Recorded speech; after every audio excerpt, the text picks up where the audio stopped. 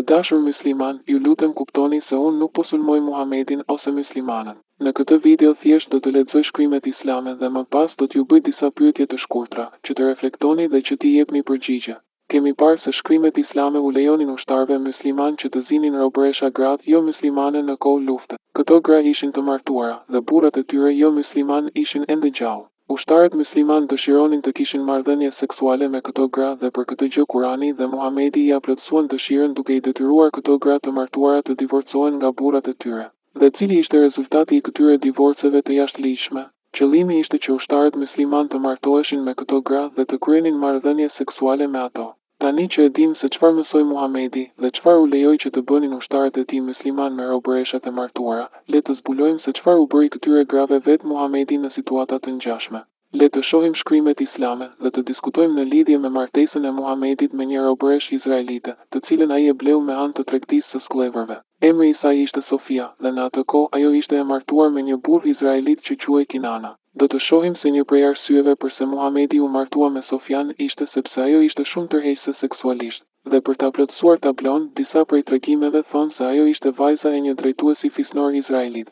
Në volumin 3 të haditheve të Buhariut, në hadithin me numër 2235 lexojmë: tregon Enes bin Malik, profeti erdhi në Khaibar dhe kur Allahu e bëri fitimtar dhe ai pushtoi qytetin duke thyer mbrojtjen e armikut, atij u përmend bukuria e Safies bint Huyaj bin Aktab dhe burri i saj ishte vrarë ndërsa ajo ishte nuse.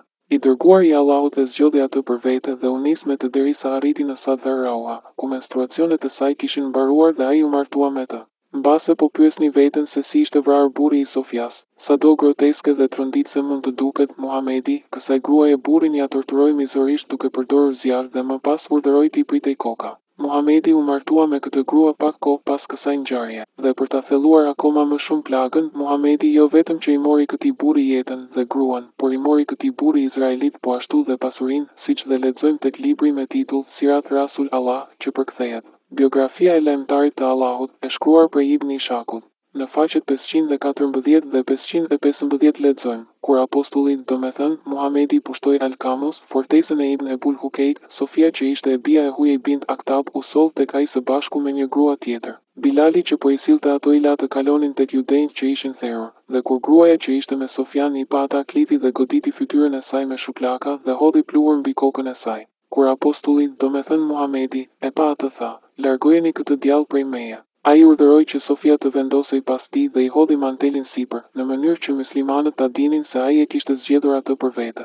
Nëse lexoni vetëm pak rreshta më poshtë tregon në lidhje me Sofian. Ajo ishte gruaja e Kinana ibn al-Rabi ibn Abul Hukej. Tani le të vazhdojmë dhe të lexojmë. Kinana ibn al-Rabi, i cili kishte në ruajtje thesarin e Banu al-Nadir, u soll tek apostulli i cili i tha atij në lidhje me këtë gjë. Ai e mohoi se e dinte se ku ndodhej. Një izraelit erdhi tek apostulli dhe tha se e kishte parë Kinanën t'i vinte rrotull një lloj gërmadhe çdo ditë herët në mëngjes. Kur apostulli, domethënë Muhamedi, i tha Kinanës: a e di se nëse e zbulojmë se e ke ti, do të vras? Ai tha: po. Apostulli dha urdhër që të gërmohej gërmadha dhe një pjesë e thesarit u gjet. Kur ai e pyeti atë në lidhje me pjesën tjetër, ai nuk pranoi që të tregonte, dhe kështu apostulli, domethënë Muhamedi, urdhëroi Al-Zyber bin Al-Lavam dhe i tha: torturoje derisa të zbulosh se çfarë di.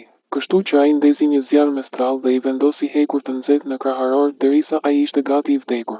Pastaj apostulli, domethënë Muhamedi, e dorëzoi në duart e Muhamed bin Maslama dhe i preu kokën, për t'u hakmarrë për vëllain e tij Mahmudin. Sapo pat në faqen 515 të biografisë se Kinana njihej gjithashtu si Ibn Abi al-Hukej. Në vazhdim do të lexojmë një hadith ku mund të shohim disa detaje të rëndësishme dhe të vërtetojmë se Muhamedi me të vërtetë e vrau Kinanën. Tek hadithi me numër 3006 të volumit 3 të Sunan Ebu Davud, në pjesën e fundit të këtij hadithi lexojmë: pra Ibn Abi al-Hukej u ekzekutua dhe gruaja dhe fëmijët e tij u zunë robër. Siç dhe e përmenda më sipër, Muhamedi u martua me Sofian pak kohë pasi i vrau burrin. Por nëse nuk jeni në veritur akoma, është akoma më shumë tronditse kur zbulojmë se Muhamedi ishte po ashtu përgjegjës për ekzekutimin e babait dhe vëllait të saj. Në historinë e Al-Tabarit, në volumin 39, në faqen 185 lexojmë: ndërkohë që profeti flinte me Sofian, Ebu Ejub qëndronte natën në derën e tij. Kur e pa profetin në mëngjes, ai tha: Perëndia është më i madhi. Ai kishte një shpatë me vete. Ai i tha profetit: o lajmëtar i Perëndis, kjo grua e re sapo ishte martuar, dhe ti vrave babain, vëllain dhe burrin, kështu që nuk besoj që ajo të mos të bëj keq. Profeti qeshi dhe tha: mirë. Pra me sa duket dhe shokët e Muhamedit e vinin në pikpyetje një martesë të tillë, dhe ata friksoheshin për sigurinë e tij. Asnjë grua me mendje të shëndosh nuk do të donte një burr i cili ishte përgjegjës për ekzekutimin e pjesëtarëve të familjes së saj.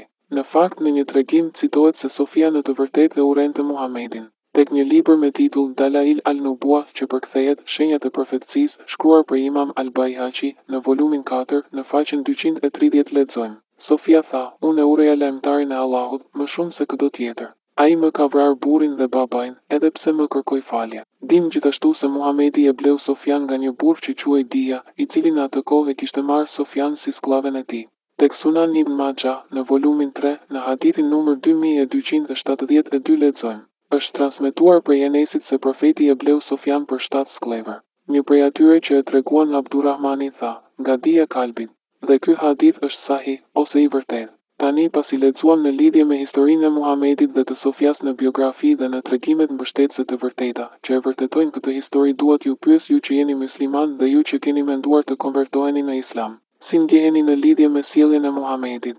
Ndershmërisht, a mendoni se një grua të cilës sapo i ishin vrarë burri, vëllai dhe babai, a do të pranonte vullnetarisht të martohej dhe të kryente marrëdhënie seksuale me të njëjtin burr që ishte përgjegjës për vdekjen e pjesëtarëve të familjes së saj? Ju kërkoj që ta mendoni me kujdes këtë gjë dhe të jeni të ndershëm me veten.